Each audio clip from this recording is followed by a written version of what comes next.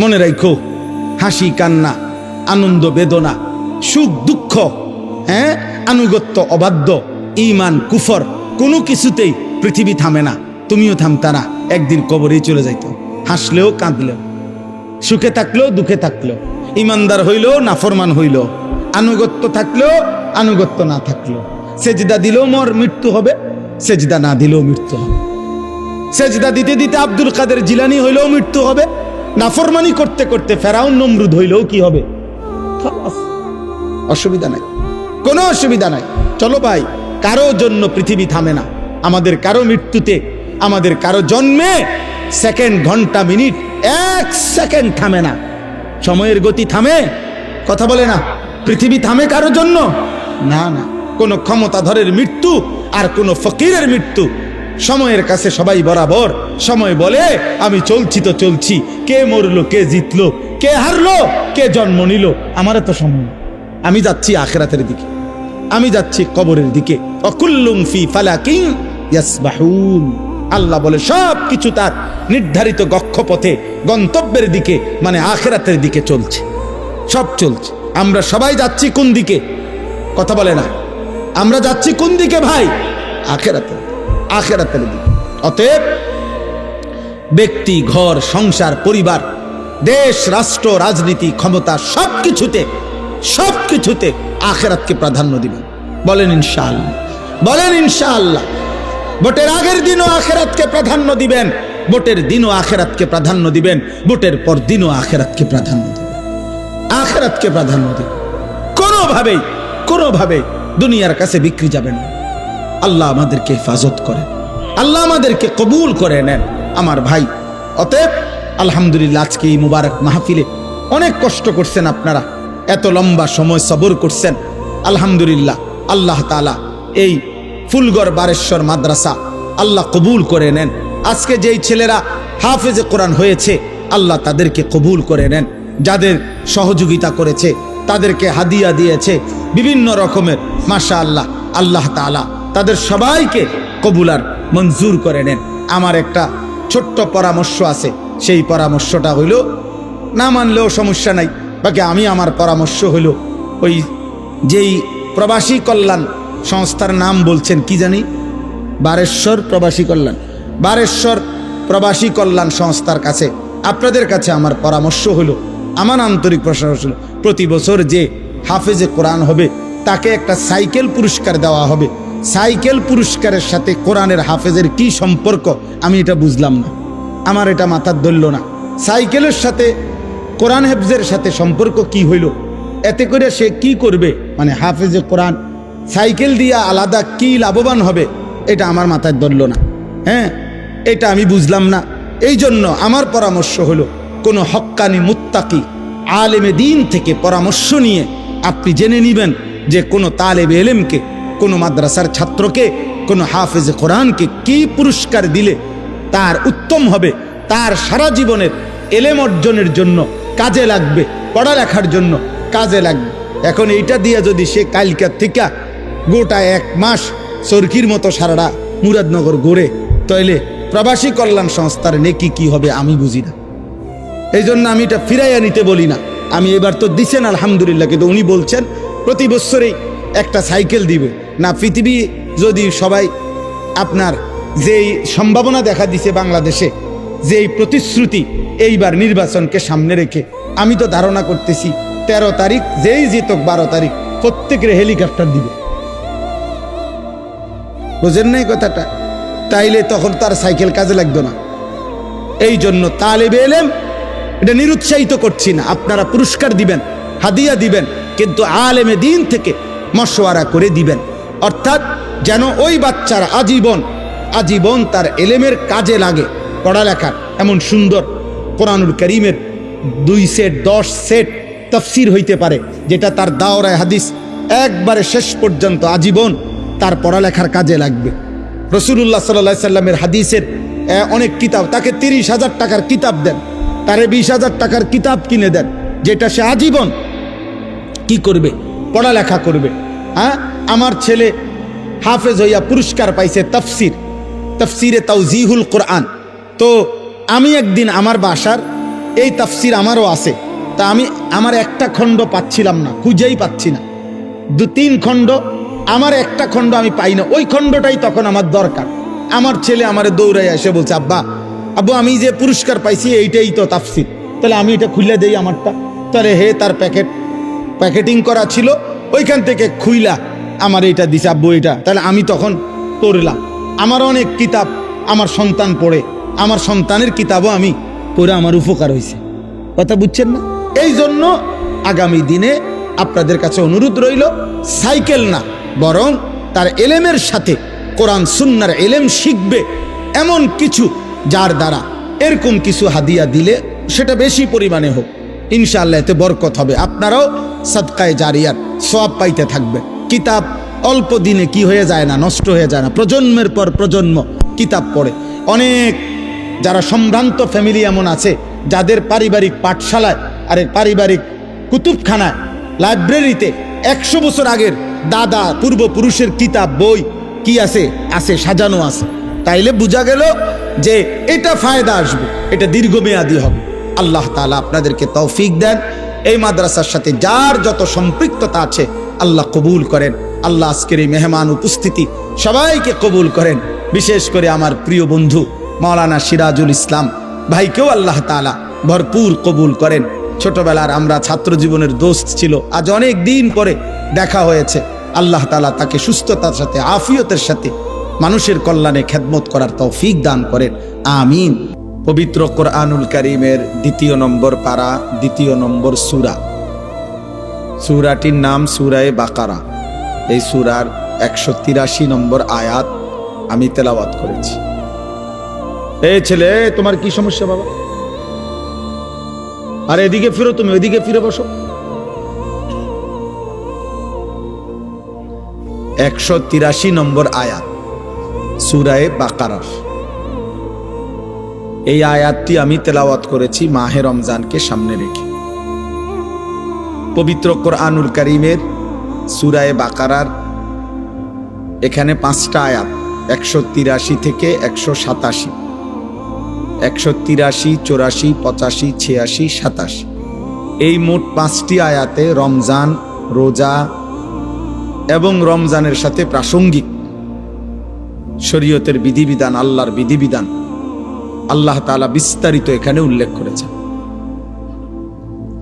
আমাদের প্রিয় নবী সাল্লাল্লাহু আলাইহি ওয়াসাল্লামের একটা মোবারক কথা বলো না আব্বা, কথা বলো না। ছেলেরা তোমরা একজন আরেকজনকে বুঝায় বলো, ভাই কথা বলতে দিও না। যে কোনোভাবে কথা থামে না তারা বাইর করে দাও, বাইরে ছেড়ে দিয়ে আসো, যায় ধরে আলগি দিয়ে 4 জনে ধরে। আমি ব্যক্তিগতভাবে কোনো প্রার্থী না, আমার কোনো ভোটে কোনো আমি প্রার্থী না, অতএব আমি আগের থেকেই ব্যাপক জনসমর্থন কখনোই প্রত্যাশা করি না। কারণ আমার তো আর ভোটে দাঁড়াইছি না, কাজে আমি এত অনেক জনসমর্থন আমার দরকার এমন কিছু না। আমি একটা দিল থেকে সবসময় ভাবি আল্লাহর কথা একজনকে বললেও নেকি হয়, তার আমার নেকি দরকার, তো সেটা অল্প মানুষকে বললেও সমস্যা কি। কিন্তু গাফেল মানুষ, ফালতু মানুষ, অমনোযোগী মানুষকে 1000 বছর বললেও লাভ হয়। যেই কলস উল্টানো, যেই জগ উল্টানো, উল্টানো কলসিতে 1 সাগর পানি ঢাললেও এটা কোনোদিন পুরবে না, কারণ এটা তো কলসটা কি উল্টানো। নবী সাল্লাল্লাহু আলাইহি ওয়াসাল্লাম এটা হাদিসে বলছেন, কিছু মানুষের অন্তর উল্টানো কলসির মতো, কালকুজে মিরবাদান, উল্টানো কলসির মতো। নবীজি সাল্লাল্লাহু আলাইহি সাল্লাম বলছেন, মানে কলস উল্টানো, দিলটাও উল্টানো। এবং নবীজি বলছেন শুধু উল্টানো কলস না, বরং কলসির উল্টা পিঠে আলকাতরা দিয়া মাইখা দিছে, যাতে করে 1 ফোঁটা পানিও না জমে, পিছলা হয়। তো নবীজি সাল্লাল্লাহু আলাইহি সাল্লাম বলেছেন, কিছু নাফরমানের অন্তর আল্লাহর অবাধ্যতা করতে করতে তার দিল উল্টে যায়। ফলে একটা সময় হয় এমন, লা ইয়ারিফু মারুফান ওয়ালা ইউনকিরু মুনকার, তখন আর কখনোই পরবর্তীতে আল্লাহর গজব যখন হয়, তখন আর কখনোই তার ওই উল্টা অন্তরে কোনো নেক কাজকে নেক কাজ মনে হয় না, কোনো গুনার কাজকে গুনাই মনে হয়। এটা মানুষের জীবনের সবচেয়ে বড় দুর্ভাগ্য।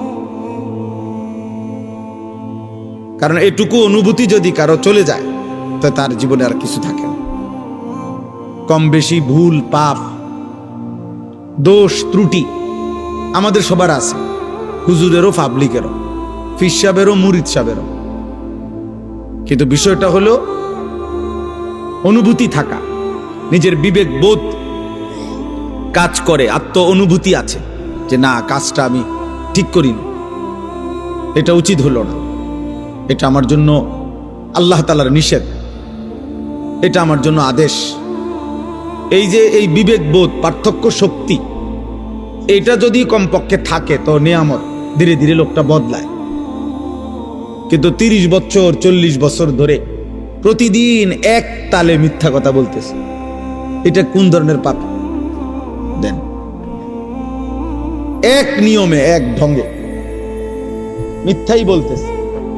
আজকে 40 বছর ধরে সুদ খায়, এটা কেমন সুদখোর?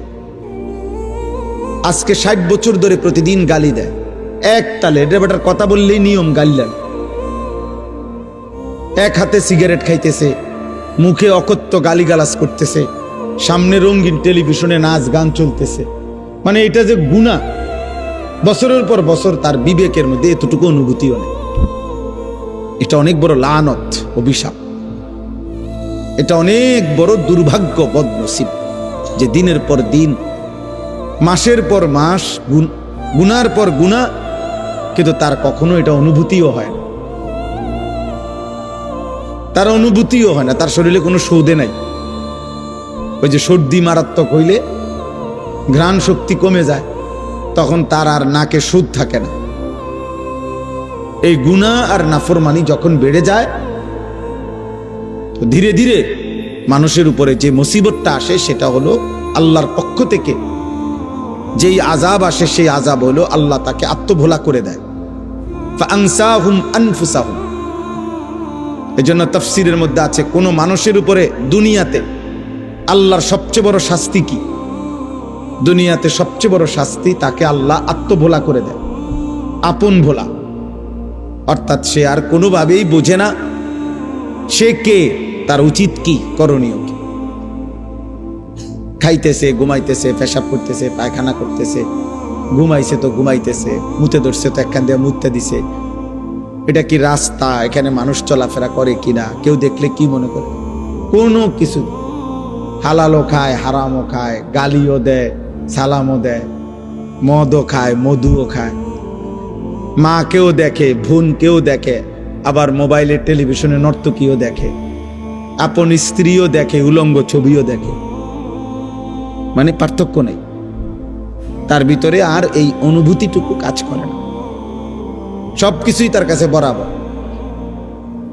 কষ্ট করে কামাই করে পয়সাও নেয়, সুদের টাকাও নেয়, কিস্তিও নেয়, সব মিলাইয়া 30,000,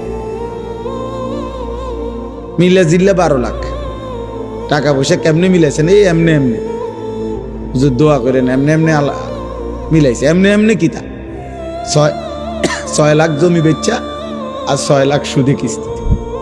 হালালও আছে, হারামও আছে, পার্থক্য নেই। এটা কোনো মানুষের উপরে সবচেয়ে বড় লানত,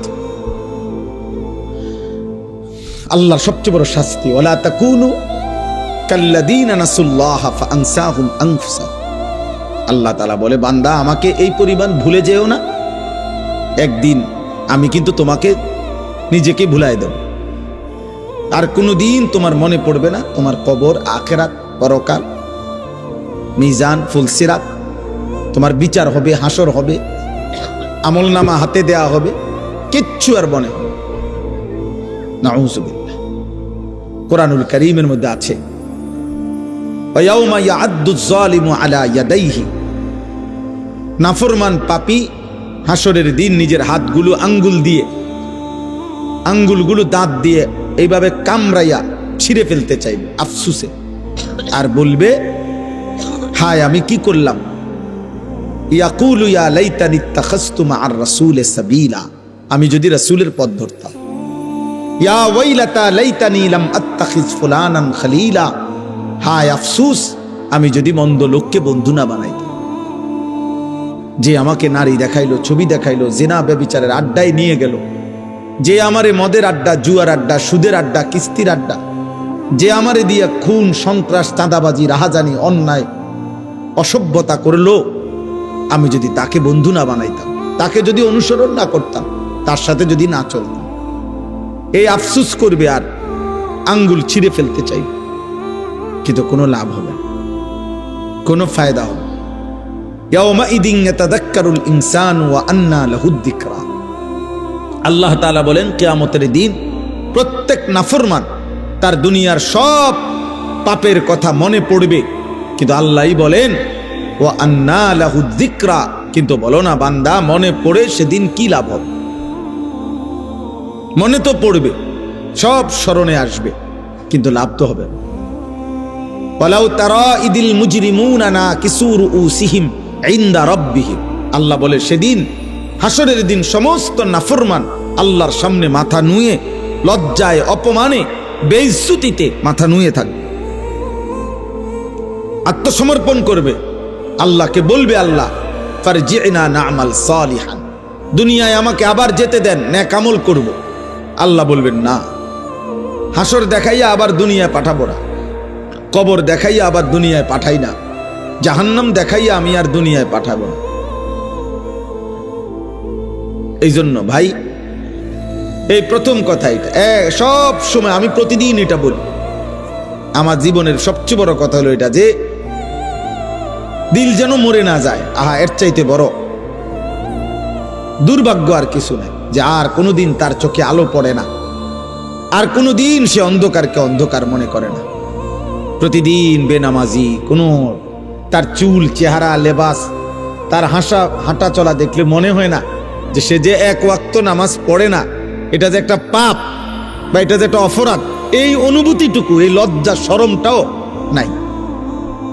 এ গালি দিয়া হাসে, বিড়ি খাইতে খাইতে হাসে, হারাম খাইতে খাইতে হাসতেছে, মানে স্বাভাবিক, কোনো এটা যে কোনো অপরাধ এইটাই তার মনে হয়।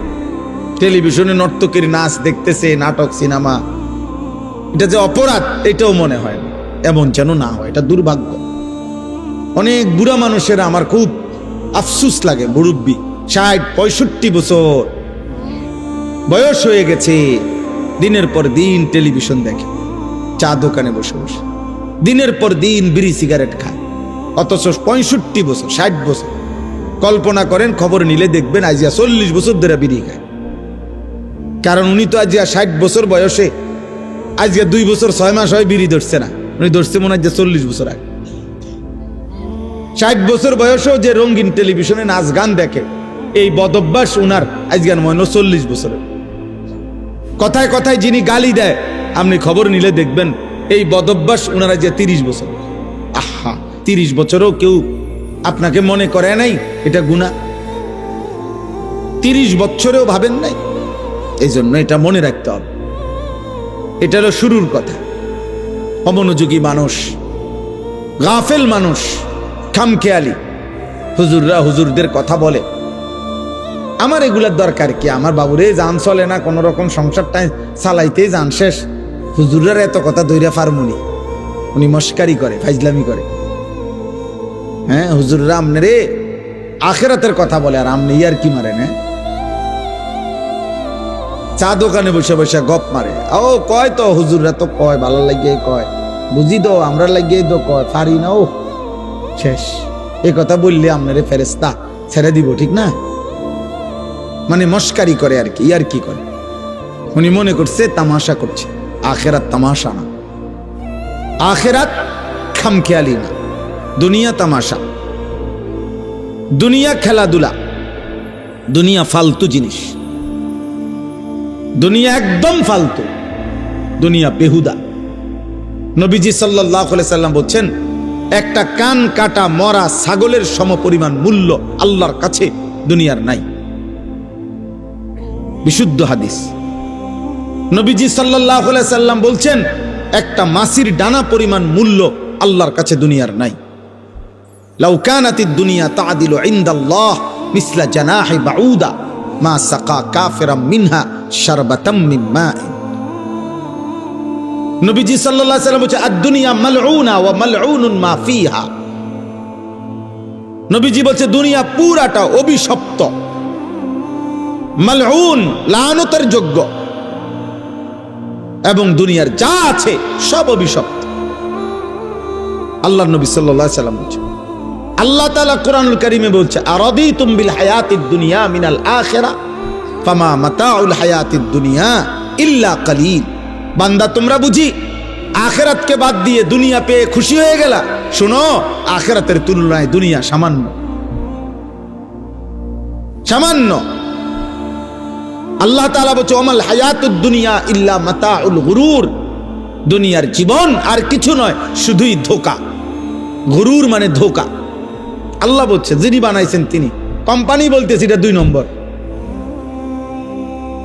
কোম্পানি নিজে বলতে আছে এটা 2 নম্বর।